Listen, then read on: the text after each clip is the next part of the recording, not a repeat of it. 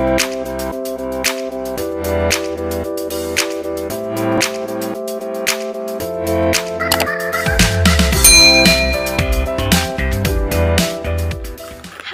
Assalamualaikum. Selamat datang di channel Meilan Kartika. Pada video kali ini, saya akan sedikit sharing tentang bagaimana sih caranya saya mengelola keuangan rumah tangga. Tapi sebelumnya, subscribe dan like dulu ya, biar YouTube channel saya semakin berkembang. Oke bunda-bunda, emak-emak, ibu-ibu, bapak-bapak, kok bapak-bapak sih? Tapi nggak apa-apa lah ya, bapak-bapak juga harus bisa loh mengatur keuangan rumah tangga. Betul nggak sih? Nah, setiap bulannya, setiap saya mengatur keuangan rumah tangga, pasti saya selalu pisahkan atau persentasekan menjadi 3 kategori. Yang pertama 50% untuk biaya hidup, 30% untuk kewajiban atau hutang dan lain-lain, 20% untuk investasi. Nah, investasi juga dibagi lagi, ada yang investasi untuk dunia dan investasi untuk akhiratnya. Biaya hidup untuk apa aja sih? Nah, biaya hidup biasanya untuk belanja bulanan, belanja mingguan, seperti beli beras, transportasi, dan lain sebagainya. Itu sifatnya harus benar-benar terpenuhi setiap bulannya. Dan untuk kewajiban atau hutang ini juga bisa disesuaikan ya Bun. Kalau misalnya tidak punya hutang, berarti bisa ditiadakan yang 30%-nya bisa ditambahkan ke biaya hidup ataupun ke investasi boleh. Sedangkan kalau untuk investasi, di sini saya bedakan menjadi 2, ada yang investasi untuk duniawinya, ada yang untuk akhiratnya. Yang investasi dunia bisa berupa tabungan ya, kita nabung buat bekal kita atau buat beli kendaraan, beli rumah dan lain-lain. Terus kalau untuk akhirat itu masuknya ke sedekah. Bisa juga misalnya nabung untuk pergi haji ataupun untuk kurban dan lain sebagainya. Nah, ini biar lebih jelasnya lagi, saya coba aplikasikan ya Bun ke penghasilan saya, lebih tepatnya penghasilan suami saya. Ini penghasilan suami saya kurang lebih 4 juta per bulan. Alhamdulillah, disyukuri saja. Mau sedikit, mau banyak, itu rezeki dari Allah, mudah-mudahan berkah ya Bun. Sekarang tinggal hitung saja. 50% dari 4 juta 2 juta, 30% dari 4 juta 1.200.000 dan 20% dari 4 juta 800.000. Nah, untuk yang investasinya kan dibagi 2 lagi, yang 800.000 itu 500 untuk investasi duniawinya, yang 300-nya untuk sedekah, bisa untuk bagi-bagi orang-orang sekitar kita yang membutuhkan. Lalu sekarang kan tadi sudah dipos-pos ya, sudah dipresentasikan. Sekarang tinggal bagi-bagikan, misalnya ini untuk biaya hidup atau kebutuhan. Tadi budgetnya 2 juta. Coba kita bagi untuk apa aja itu yang 2 juta.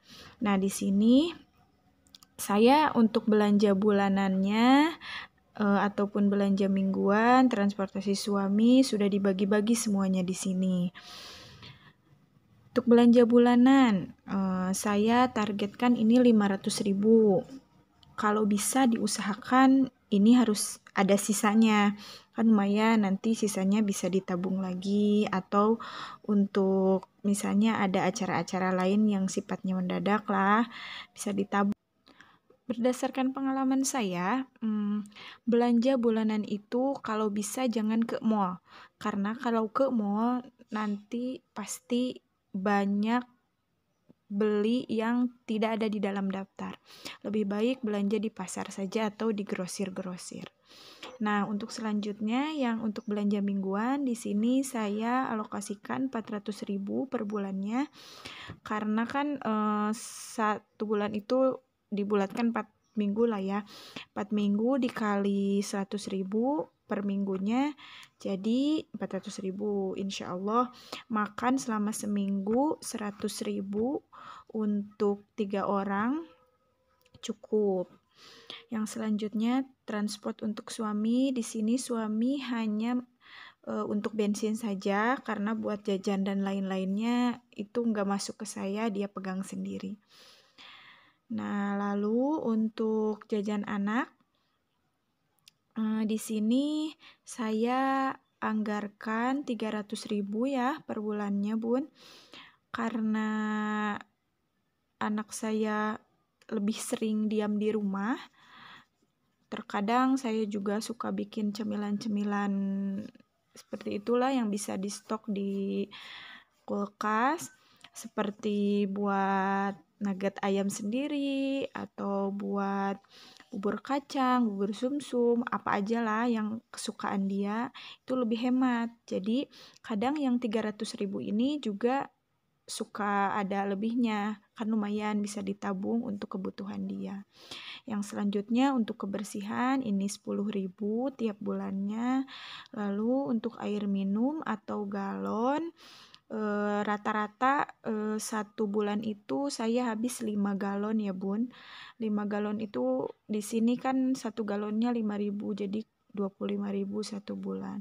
Untuk gas yang 1 tabung melon saya habis 1 bulan itu 25.000, dan kuota internet ini 140.000 untuk berdua ya, Bun, saya sama suami.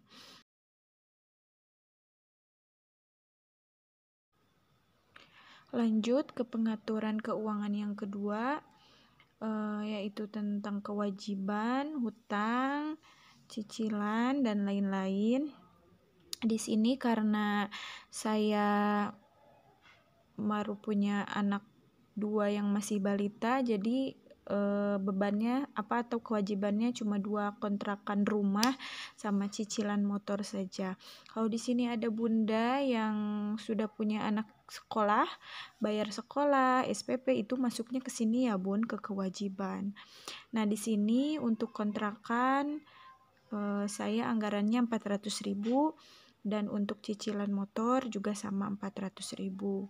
Mudah-mudahan target 2021 ini saya sudah tidak punya utang kesana kesini lagi ya, Bun, biar keuangan keluarga itu makin sehat tanpa adanya hutang. Jadi total kewajiban saya per bulannya itu 800.000.